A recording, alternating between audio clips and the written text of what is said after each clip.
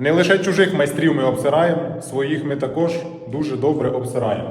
В даному випадку це наш плиточник пан Сергій. Пане Сергію, ви зробили таке от підвіконня, все добре, все чудово, ви молодці.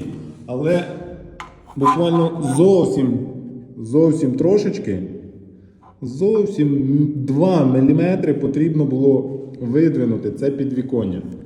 Тому що в мене воно зараз уже в площині з стіною, а в мене ще 2 слоя фініш пасти і зверху декоративна штукатурка.